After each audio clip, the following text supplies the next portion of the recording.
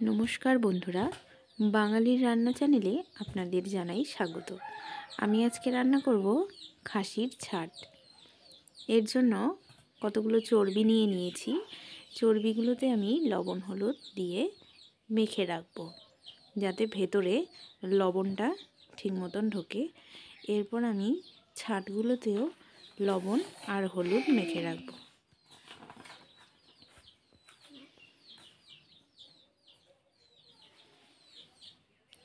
এগুলোকে আমি কিছুক্ষণ রেখে দেব। এরপর কড়ায় তেল দিয়েছি। তেলে আমি আলু কেটে রেখেছি, সেই আলুগুলো ভেজে নেব। আলুগুলোকে আমি লাল লাল করে ভেজে নেব। লবণ হলুদটা পরেই অ্যাড করব। লবণ হলুদটা অ্যাড করলাম। এখন আলুগুলোকে আমি লাল লাল করে ভাজবো। প্রায় আলুগুলো আমার ভাজা হয়ে গেছে। এরপরে আমি খাসির চর্বিগুলোকে ভেজে নেব। এগুলোকে ভেজে আমি উঠিয়ে নেব। ভাজা হয়ে গেছে, উঠিয়ে নিয়েছি। এগুলোকে আমি পরে দেব শেষে। এরপর আমি কিছুটা জিরে ফোড়ন দিয়ে এলাচগুলোকে ভেজে নিয়ে একটু চিনি দিয়ে দেব। এরপর পেঁয়াজটাকেও ভেজে নেব। চিনি দিলাম যাতে একটু কালারটা সুন্দর আসে।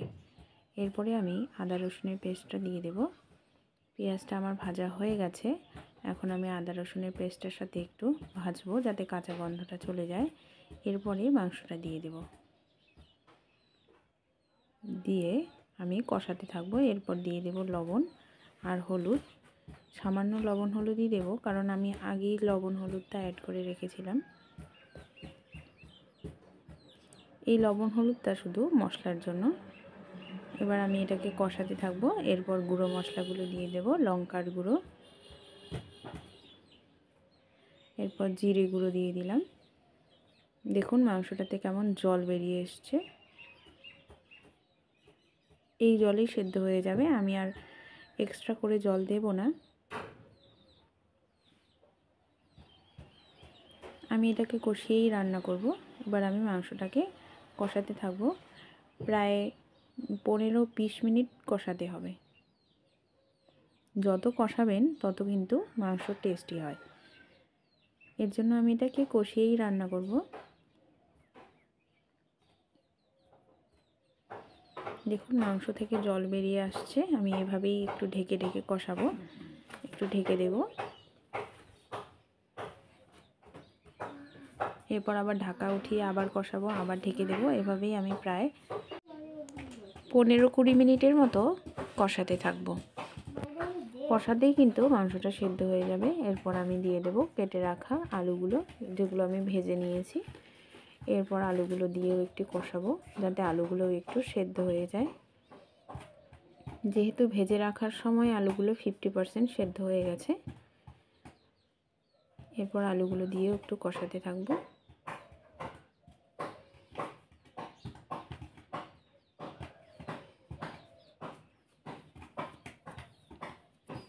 এরপর দিয়ে দেব চর্বিগুলো। চর্বিগুলো আপনারা শেষেও দিতে পারেন, আমি এখনই দিলাম যাতে চর্বিগুলোতেও একটু মশলাগুলো মিশে যায়, তাহলে কিন্তু খেতে টেস্টি হয়। মশলার সাথে মিশিয়ে চর্বিগুলো একটু কষিয়ে নেব।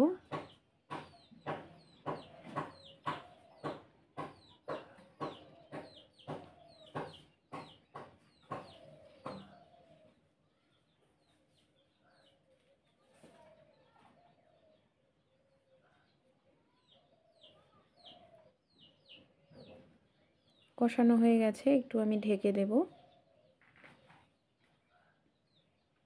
দেখুন চর্বি থেকে কেমন তেল বেরিয়ে এসছে। এখানে আমি অনেকগুলো চর্বি নিয়েছি, তাই তেলটা একটু কম পরিমাণে দিয়েছি, যেহেতু চর্বি থেকেই তেল বেরিয়ে আসবে। কষানো হয়ে গেছে আমার। এরপরে দিয়ে দেব জল।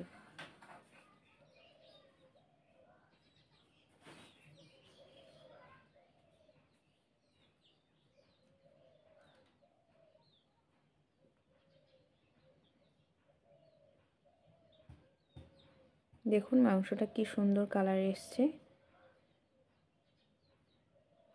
জলটা ফুটতে শুরু করেছে। প্রায় মাংসটা আমার সেদ্ধ হয়ে গেছে।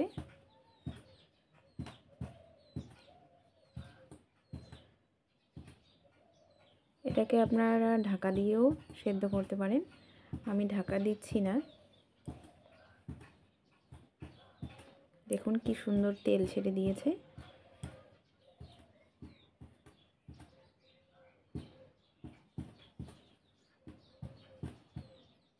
এরপরে দিয়ে দেব আমি গরম মশলার গুঁড়ো।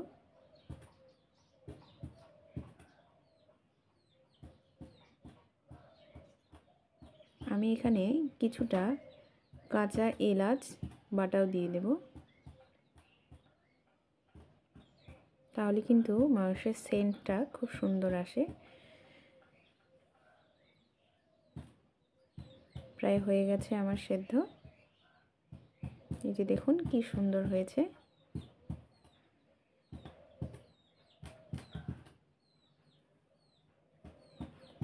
নামিয়ে নিয়েছি আমি।